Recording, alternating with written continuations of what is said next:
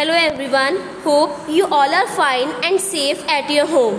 Let's start our next topic, that is different forms of energy. Mechanical energy and its different form. The energy possessed by a body due to its state of rest or a motion is called mechanical energy.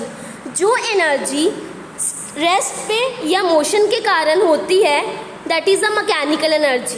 It is in two forms. First one is potential energy and second one is kinetic energy.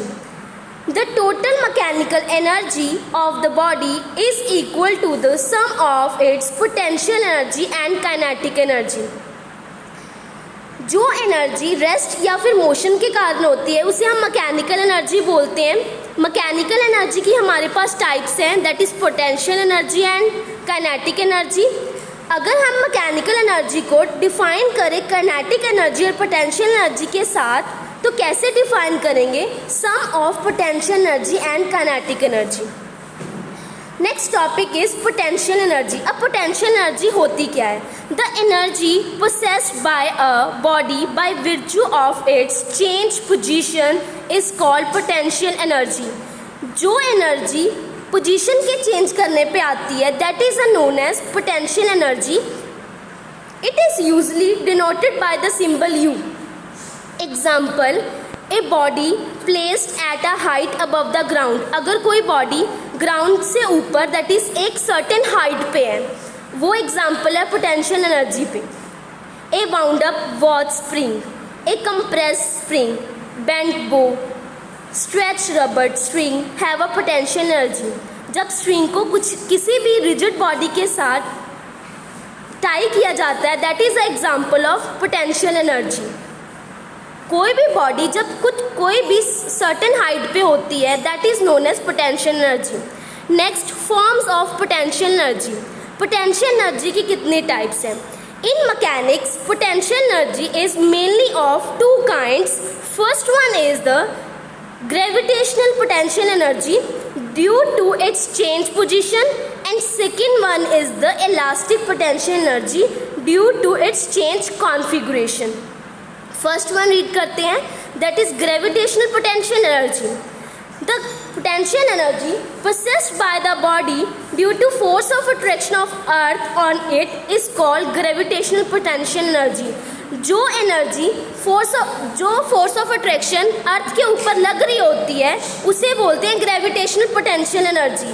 The gravitational potential energy of the body is zero when it is at infinitely because the force of attraction of earth on the body is then zero.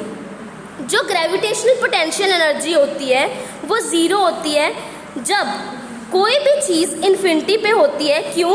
क्योंकि force of attraction जो अर्थ की होती है वो बहुत ज़्यादा दूर zero हो जाती है. At a finite distance from earth, अगर कोई बॉडी फाइनाइट डिस्टेंस पे है, कुछ दूरी पे है, then potential energy of the body is negative. It means जब कोई बॉडी टुवर्ड्स द अर्थ आ रही है तो उसकी जो ग्रेविटी होगी वो G होगी, मतलब पॉजिटिव होगी. अगर वो अपवर्ड जा रही है तो नेगेटिव होगी. Against the gravity negative, towards the gravity positive. As the distance of the body from the surface of earth increases, the force of attraction of earth decreases. यही वही बात है, जब डिस्टेंस अर्थ का या किसी बॉडी का डिक्रीज होता है, ठीक है, तो फोर्स ऑफ अट्रैक्शन भी डिक्रीज होती है. Then gravitational potential energy is increases. The negative value of gravitational potential energy decreases. The gravitational potential energy of a body at a point is amount of work done by force of attraction of earth in bringing that body from infinity to that point. अब इसकी definition क्या है? जो gravitational potential energy होती है वो क्या है? कोई भी पॉइंट पे, एक सर्टेन पॉइंट पे जितना वर्क डन हो रहा है अर्थ के अकॉर्डिंग, जब हम कोई भी बॉडी को इन्फिनिटी से उस पॉइंट पे लेके आते हैं, जितना वर्क डन उस बॉडी ने किया, that is the gravitational potential energy. Okay, now second one is the elastic potential energy. What is elastic potential energy? When an external force is applied on a body, its configuration or shape changes. जब आप किसी भी body पे force apply करते हो तो उसकी shape जो है वो चेंज हो जाती है, तब उसमें जो एनर्जी पैदा होती है उसको हम बोलते हैं elastic potential energy. Elasticity is the property by virtue of which a body regains its original configuration on removal of external force. Elasticity ऐसी प्रॉपर्टी है जब कोई भी चीज़ को आप खींचते हो, मतलब उसको फोर्स को रिमूव करते हो, तो वो अपनी ओरिजिनल कॉन्फ़िगरेशन में आ जाती है, ओरिजिनल शेप में आ जाती है. The potential energy processed by the body in deformed state due to change in its configuration is called elastic potential energy. जो पोटेंशियल एनर्जी उसकी स्टेट चेंज कर देती है, that is elastic potential energy. Second definition क्या बोलेंगे इसकी? It is equal to amount of work done in deforming the body, या फिर चेंज द स्टेट, या फिर चेंज द कॉन्फ़िगरेशन. जब आप किसी भी स्प्रिंग को खींचते हो तो उसकी इलास्टिसिटी ख़त्म हो जाती है, और जितना आप वर्क डन कर रहे हो उस स्प्रिंग को खींचने के लिए, तो आपकी वो क्या हो जाएगी? Elastic potential energy. Okay, now next is gravitational potential energy at height. उसकी क्या होगी? U equals to mgh. The gravitational potential energy of a body at height above the ground is measured by the amount of work done in lifting it up from ground to that height against the force of gravity. जो gravitational potential होती है किसी भी height पे ground के above, तो वो क्या होती है? जितना आप वर्क डन कर रहे हो उसको कहीं लेके जाने में, ठीक है, against the force of gravity. Example, let a body of mass m be lifted from the ground. कोई भी बॉडी है उसका मास m है, to a vertical height, h is the height and least upward force. और अब उसे आप move करने के लिए कौन सी फोर्स लगा रहे हो? Force F. वो फोर्स किसके इक्वल होगी? जितनी उसकी फोर्स ऑफ ग्रेविटी होगी. फोर्स ऑफ ग्रेविटी कितनी होती है? जितनी उस बॉडी का मास होता है और gravity, force m into g. The work done on the body in lifting it to the height h is w equals to force of gravity into displacement. अब हमने पढ़ा that is force of gravity क्या था? m into g, और displacement कितनी थी? h. तो हमारा एक्सप्रेशन आ गया w equals to mgh. It means ये हमने वर्क डन किया किसी भी बॉडी को डिस्प्लेस करने में एक पॉइंट से दूसरे पॉइंट तक. ओके, तो हमारा जो gravitational potential energy I that is U equals to mgh. Now next is the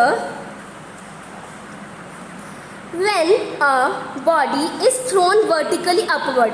अब कोई भी बॉडी आप ऊपर थ्रो कर रहे हो, इट राइजेज अप, तो ऊपर जाएगी, so the height of body from the ground increases, hence its potential energy increases. Similarly, when a body is released from the height, it falls down, तो वो नीचे आएगी, so that height of the body from the ground decreases. जैसे जैसे वो नीचे आ जाएगी उसकी हाइट डिक्रीज हो जाएगी. हाइट डिक्रीज हो रही है तो उसकी पोटेंशियल एनर्जी भी डिक्रीज हो रही है. Okay, and it becomes zero at the earth surface. Earth के सरफेस पे आके वो क्या हो जाएगी? जीरो हो जाएगी. When a body of mass m is taken up from the height h1 to the height h2, अगर कोई भी बॉडी है उसको h1 हाइट से h2 पे लेके जा रहे हो, ground above the ground, the gain in, what is gain in potential? तो उसकी जो गेन इन पोटेंशियल एनर्जी होगी वो क्या होगी? Final potential energy minus initial potential energy. Final is mgh2 minus mgh1. mg is common, that's why mgh2 minus n1. Okay, and reciprocal. But if the body of mass m falls down from a height h1 to h2, अब उसकी height change हो रही है h1 to h2 above the ground, तो क्या होगा, loss in potential energy होगा. It means जो initial potential energy minus final potential energy होगी, mg h1 minus h2. Okay, this is concept of the potential energy. Now next is the kinetic energy.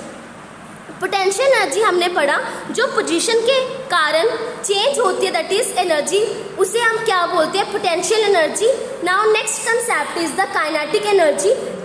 The energy possessed by the body by virtue of its state of motion is called kinetic energy.